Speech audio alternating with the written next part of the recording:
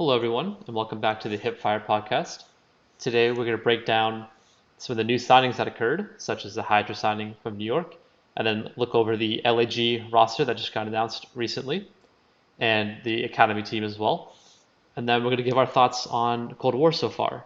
So, no special guests for this one, but we thought we'd take a break between all the interviews and kind of break down some of the recent news.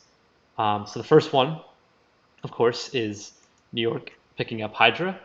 Before we talk about Hydra, because we have some clips ready for Hydra I'm going to show off, and I'm going to talk about his gameplay a little bit. But before we get into that, Yas, can you talk a little bit about Clay and picking up young players and the history in that?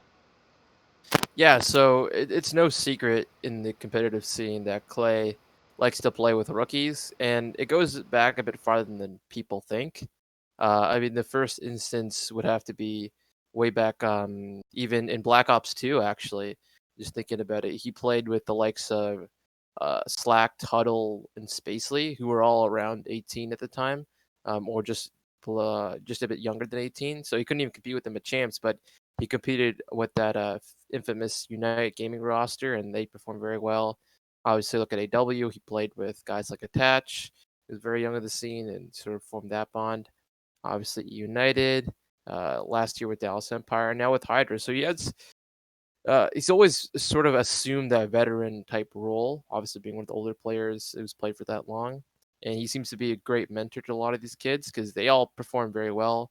Majority of them speak very highly of him. So, I mean, even just before free agency started, we had him on Twitter talk about how Hydra's the best free agent, and surprise, surprise, he's playing with Hydra right now. So, uh, it'll be very curious to see how that relationship between Hydra and Clay grows. Yeah, and just to add to that too, like we look back in Clay's career, when he's played with his young guys, he's also often played with a veteran as well. Whether it be Crim or JCap or Enable, he's kind of always had someone else to help with with the leadership because we talked about Clay being a leader before with Silly in that interview, and he kind of talked about Clay being more of a hype man kind of leader, and I think that's why he worked so well in New York last year with Crim, is he brings the hype, Crim brings a little bit more of the tactical side. So I think this next year will be really interesting because Zuma's also a veteran, but Zuma's definitely more of a hype veteran as well.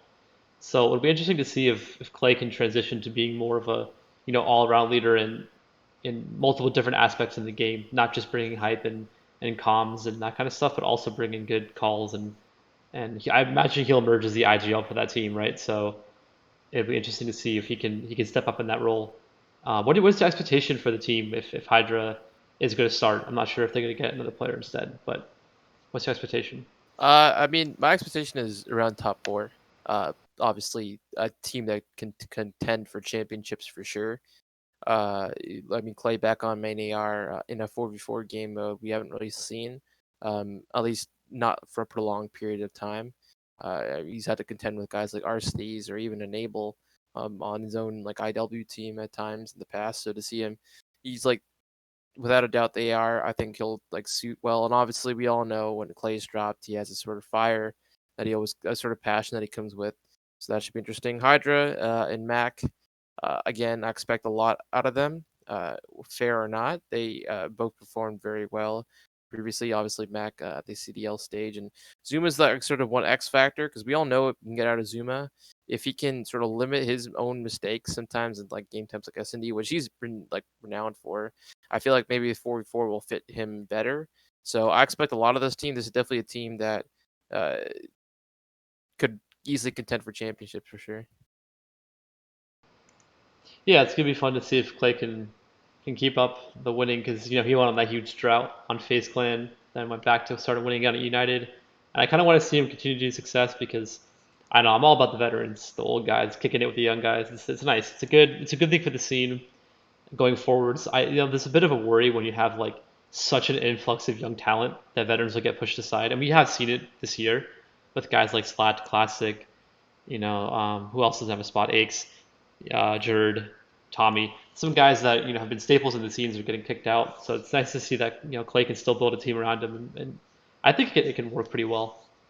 But that being said, though, I'm going to show off some Hydra clips in a second because he is quite the talent. And before I kick these off, I just want to say one of these is also from a previous podcast, but I found some other ones as well.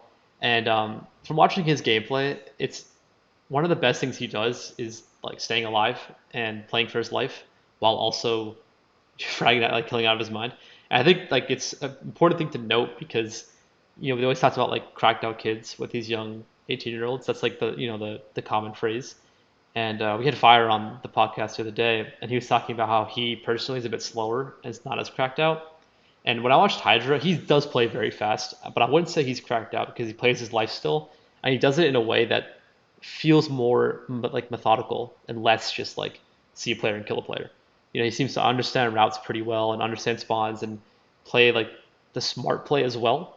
I don't know if that's him being already that smart in COD, which would be great for a young player, or if that's guys like Whalers IGLing. So I'm not sure how much of that is him, but I did notice that it's a bit different watching him than watching, a BZ entry or watching Sim frag out of his mind. Like if Hydra feels a little bit different to those kind of players, it's much more like almost like a Shotzzy way where he still does what the team needs to do to win, even though he's playing at a faster pace a lot of the time, and his movement's on point. So one of the first clip I'm going to show you actually is an opening break, and I wanted to show this because watching a couple of his matches, I've noticed he does very well off the opening break. I don't know if that's like again, I don't know if it's a team thing or that's an individual thing. I just noticed he kept getting pieces off the break, so I'm going to show that clip now. All right, and looks like we are ready for the next map, Domination. Singularity versus Trainhard. Can Trainhard come back? Let's find out. So opening engagement, take a look at Hydra cutting straight through the middle of the defenses of Singularity. Let's see what he can do with this stellar positioning. Hydra already making some 3 noise. kills, so much damage. Tracks. Ali. Holy 3! He's made 3.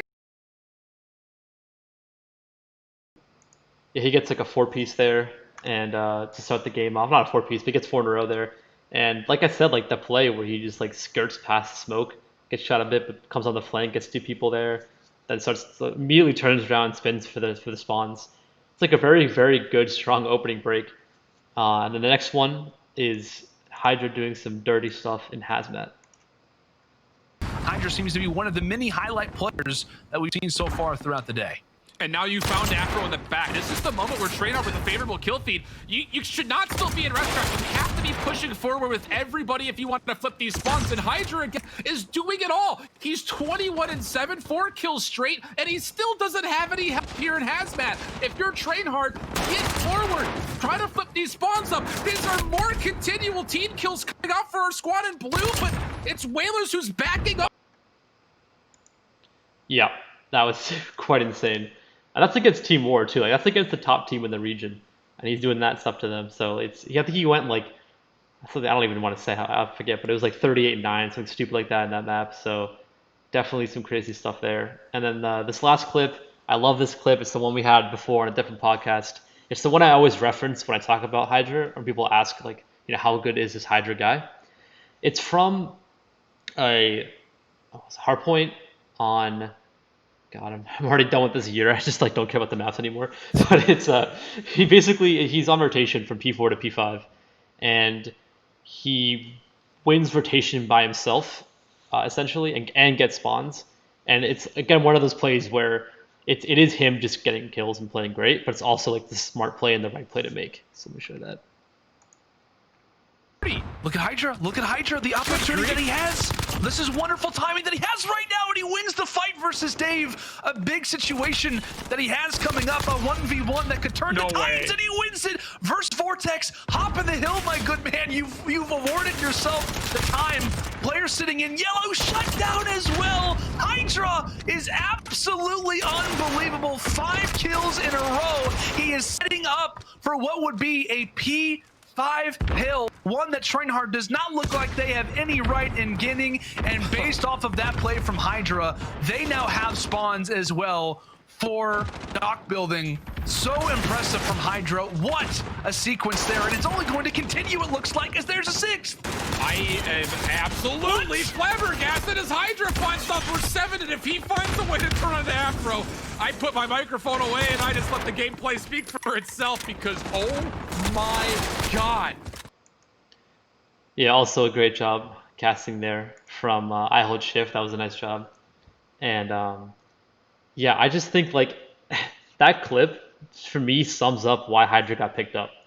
He gets 7 in a row there, but that's not the most impressive part. The most impressive part is he gets 7 in a row against Team War on rotation by himself.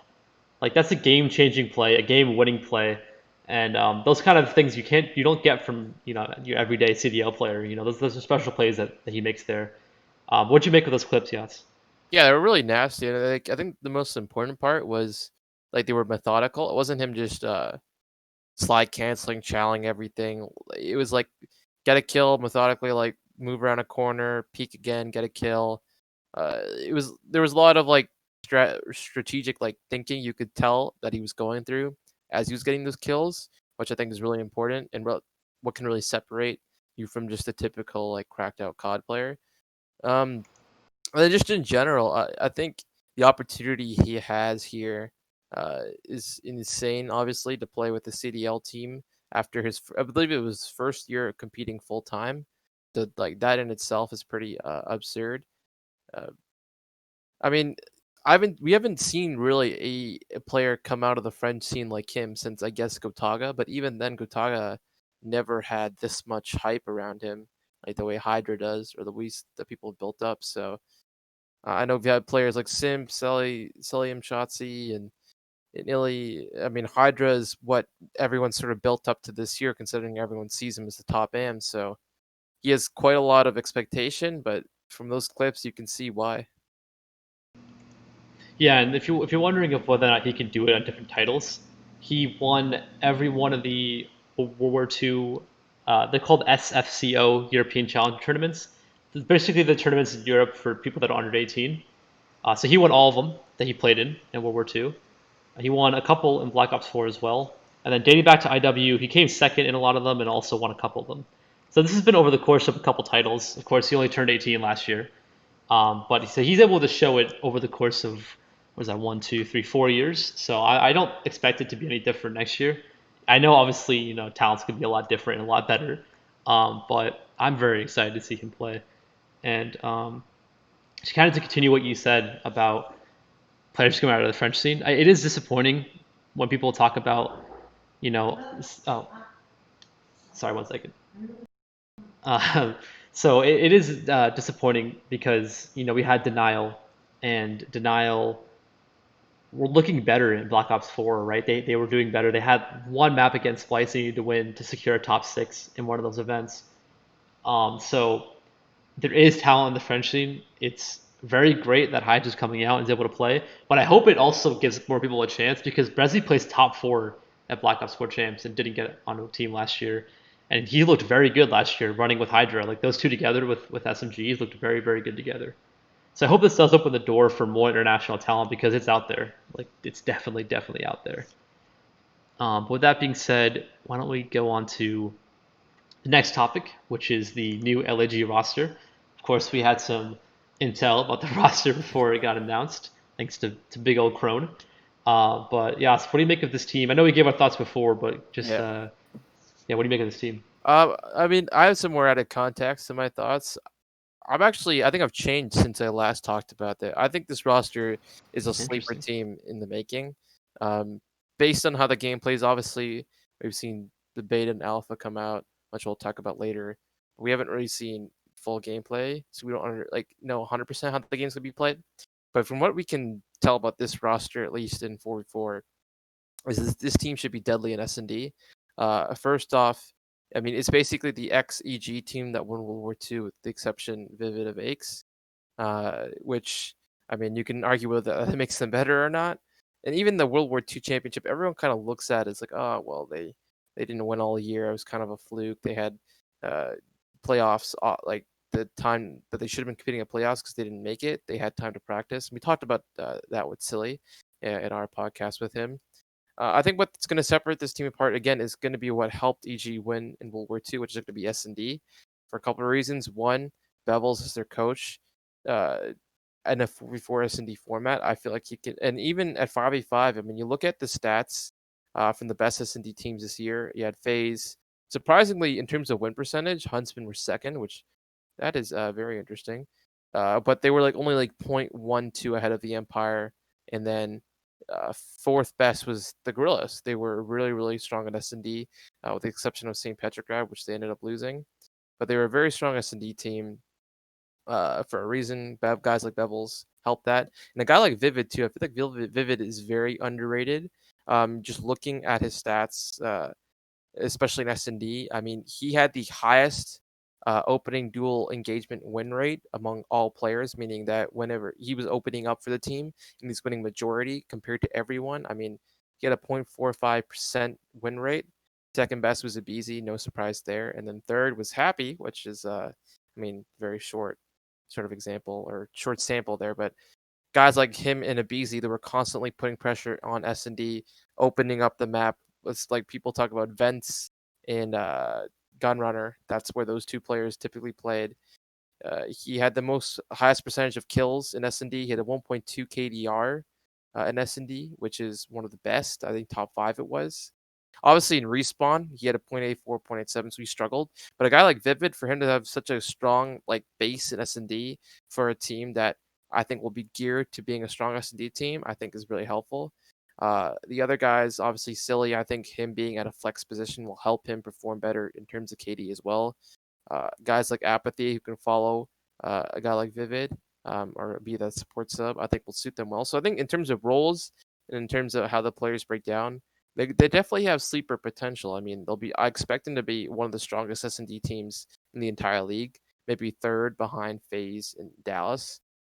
So that's where I think this team's going to be their bread and butter. If they can steal respawns off these top teams, which I imagine as the season goes on they will, they're definitely a team that could sneak up into that top 6, maybe even top 4 if they're really good in respawn, which I know is very controversial. Many people look down on these players, but I think S&D is where they're going to be able to make some noise. Yeah, I agree. They're gonna be a really good search team. Got Bevels and also Apathy, right? On the EG roster, Apathy was so good at search, especially on map is Arden's Forest. He dropped double digits on I can't speak. On Arden's Forest. Arden's Forest, yeah. Arden's Forest. He dropped double digits on that map many times, especially also against TK, who was the king of that map, right? So reunite Apathy with Bevels and kind of fix Apathy's S&D, because obviously nothing was good about the Seattle S&D last year. But I agree. Great S&D potential. My only thing, like you mentioned, Ciliana Flex will definitely help him. If this does go to a 1AR 3 sub meta, I could see these guys getting a little bit left behind just because of pacing. And I feel like you look at FaZe, right? If FaZe, they can flex to 3 SMGs pretty easily. Obviously Huntsman are going to struggle if that happens. So yeah, I think it depends on the meta. If you get a flex AR 2 subs, these guys are perfect for that. If it does go to the 3 sub meta, I'll be a little worried, but we'll see. If it does go to a 3 sub meta, luckily for the LAG roster, they have an academy team to pick up players from, that transition there. Yeah. Nice. Thank you. So the academy team is something that I'm very excited for and happy for. Obviously, not all orgs can afford to do this, but I'm happy that this org decided to do it.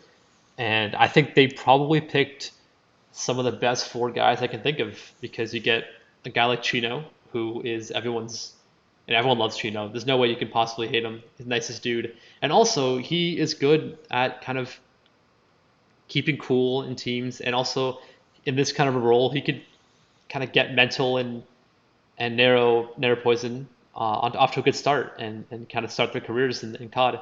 And obviously, Narrow Poison's been playing COD for a while now, but he's just turned 18 this year. And then Exceed, he didn't play that badly last year, but I get if people are a little bit weird by that pick. I think it's fine. He played with Chino before on that Sicario team back at Black Ops 4 Champs, so they got a little chemistry together already. I think this is a pretty strong team in terms of just challengers, if you want to think about them competing in there. I think they have their roles set. You got Mental and Nero on the subs. You can let Exceed Flex and Chino on the main AR. I think they'd be pretty solid against. I mean, obviously we haven't seen the Challengers teams yet, but this is going to be one of the top ones for sure. And I've heard rumblings that Mental is fine on COD and is going to be very good. So we'll see if that's true. But this is a great decision, because if it does go to a 3-sub meta, you got to sub one of the guys out. You can plug in, again, like Mental or Nero. And also looking ahead to future years. I mean, these guys are going to be around, so might as well get them now. And not a lot of people know too much about Nero. I remember seeing in the Reddit, people were asking, like, who is this Nero guy? Even before he just got signed, because he was playing with TK in the throwback for World War II, and he was snapping, and people were like, oh, who is this guy? He dropped like a 50 bomb on the EG roster, funnily enough. He dropped the 50 bomb and on Docs, and people were saying, oh, he's an S&D star and, one of the young kids. And it's somewhat true, but I feel like labeling him as an S&D star isn't really fair because he's fine in Respawn. It's not like he's missing a step there. So to show that, he actually uploaded some VODs of that throwback on his YouTube channel, but they only had like 3 views because he doesn't commentate over it. It's literally just the VOD. But I'll take it. It's content. So I got a clip here from one of those VODs on CTF. Again, he does this against the EG team that was world champs. So here we go.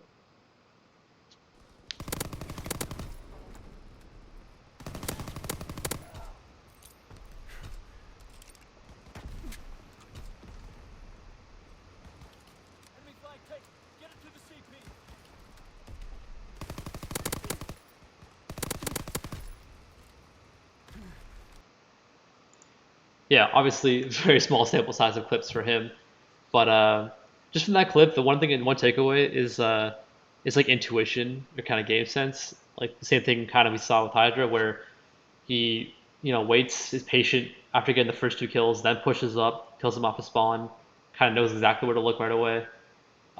He does snap on the last guy, but it's also like he kind of knew who he was going to be. So I like to see that. I like to see young guys kind of play patient when they need to, push up when they need to, play with the team. I have really high expectations for Nero, probably too high to be honest. But from what I've seen, he's going to be really nasty. He dropped a 50 bomb on the champs of that game. It's pretty special. So what do you think of this Academy roster, Yas? Yeah, I think LIG did a very smart job by picking up players with a lot of potential in guys like Mental and Nero Poison. And I think filling out the roster of guys like Chino, Exceed's a bit of an interesting one. I know he was a sub for the Rocket before this, played at Champs, didn't really get much of a shot to play, or at least to practice with the team for a prolonged period of time besides before Champs. It is nice that he can be a guy, I mean, worst case scenario, they can plug in that has familiarity playing with guys like Silly and Assault.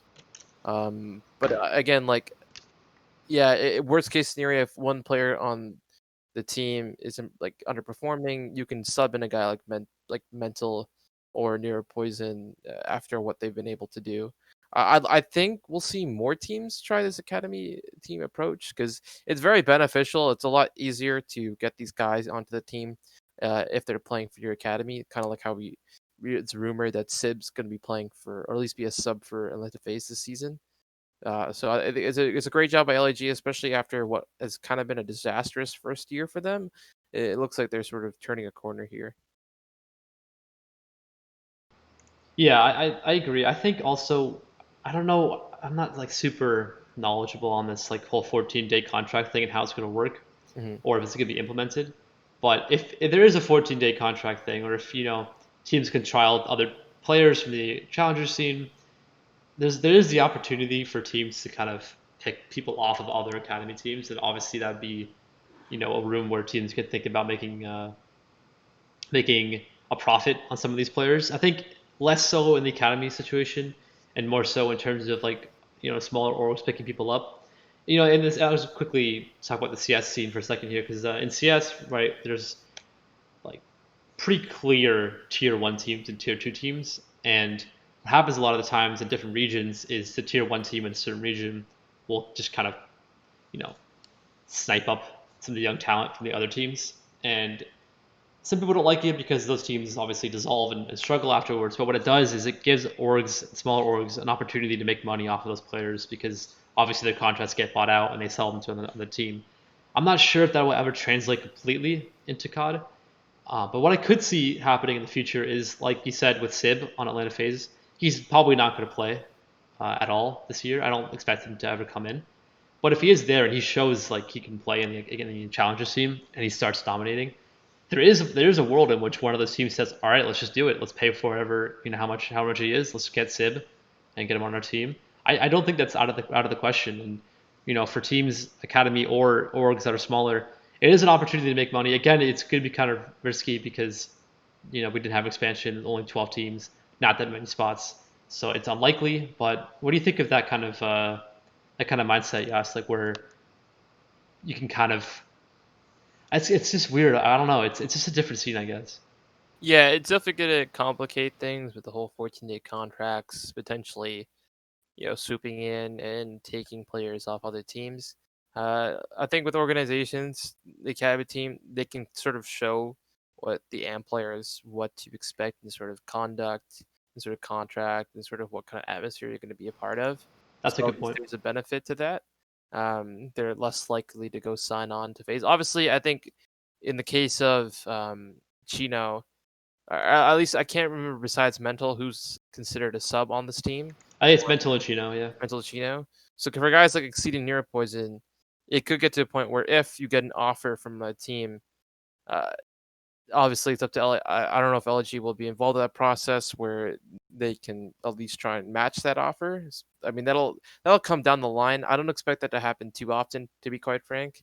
I think most teams, with their 4-man setup, they'll know at least the 1 or 2 subs that they want. And at least from the talent we know, most of them are locked up. Hydra, Sib, at least sounds like a sub. So unless someone else new emerges, I really don't expect that to happen all that often, but we'll see. Yeah, we'll see. But yeah, either way, love the academy team, love the concept. I hope we see a good challenger scene because this year it was great, but there was a lot of moments where it just seemed like the teams were kind of falling apart, making a lot of roster changes. Aside from like what I think FaZe, and that's it. I think only Atlanta FaZe stood together the whole year. Every other team made roster changes. I kind of hope we see teams stick it out. And Dallas stayed together. Yeah, that's true. Yeah. Hey, with that being said, though, let's take a little bit of a dive into Cold War. Obviously, all the hype's there with the beta, and people have their own opinions and thoughts. I don't want to get too into what we think about the game because, I mean, everyone's talking about it. Everyone's played it. You guys know how it is already. But just I personally, I can't play it yet because I have a PC, so I'm waiting, biding my time. But what I've seen and what I expect, and Yas will give his thoughts in a second here. But what I've seen and what I expect is like a faster version of World War II. It does seem like a bit faster with this whole sliding mechanic right now. And I wouldn't be so quick to shove hate or love in either direction to the game. I think once we get a couple months in, maybe like 1 or 2 months in, we'll have a pretty good idea what the whole year is going to look like. And I just wanted to quickly say, like, there is a lot of negativity surrounding games every year, it seems like, and I know there's issues with games. Like, I get it. It's frustrating when you have a game that you want to play competitively and you can't because of different things. What I do want to say, though, is there is a kind of a changing in how people look at video games nowadays. This is also referencing SBMM. Yeah. When we played games when we were young, growing up with MW2, the whole point of playing COD was to have fun. At least that was my expectation. I'm pretty sure that was most people's expectation. Obviously, you want to win and you want to do well, but the underlying thing was you want to have fun. Like, that's kind of the expectation. And lately with games, I would say, I don't know a specific game that kind of changed it, but I have noticed there's been a difference in how people play, where they play to win more and they play to get better stats or whatever. There does seem to be a bit more of that lately, and all there needs to be is a rank system. That's all there has to be. Like, that's literally it. Like in Overwatch, for example, there's a rank system and an unranked system. You want to have fun, you play unranked with your friends and kind of mess around and do whatever, or you play a character you don't usually play and just kind of have fun, and it doesn't matter.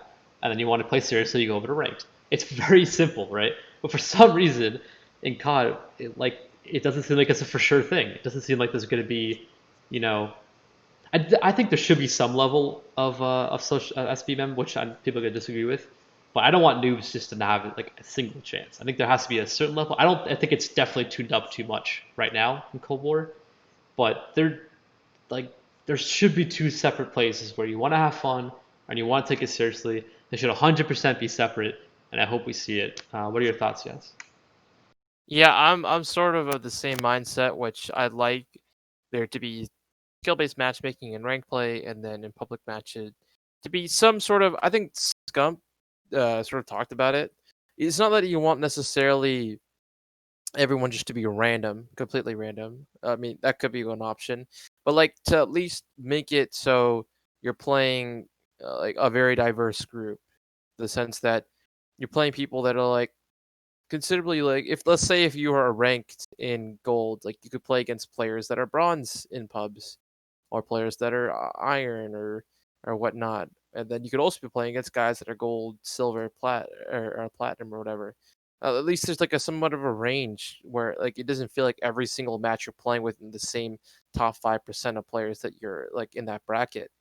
And I think that's where, like, at least in this game, it's noticeably a lot stronger skill-based matchmaking compared to old. Like, even in Modern Warfare, where there was skill-based matchmaking, I didn't feel like it was that bad. I mean, in terms of my overall thoughts on the beta, obviously, a lot of like I myself have found it quite annoying because I just want to enjoy and try and test out the game. And it feels like every single game I'm getting pre-aimed, slid around corners, shot, slide canceled. Like I just want to like enjoy it. Not that I'm not a competitive person. Usually in every single Call of Duty I've ever played, majority is played on ranked play. I rarely touch public matches.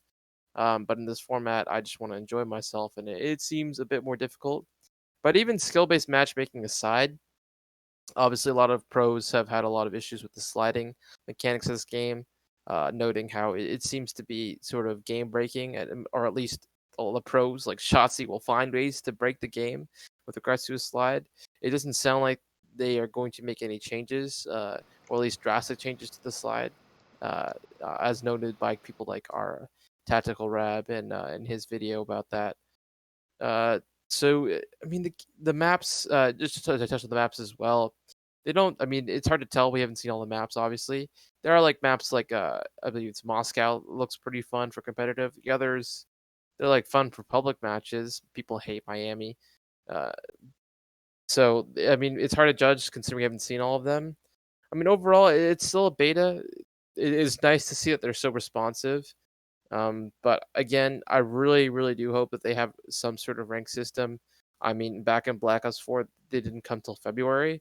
So hopefully Treyarch has at least put a bit of emphasis on that. Although it's hard to say that they have, considering that they're kind of juggling everything. They have multiplayer zombies to worry about, Warzone as well.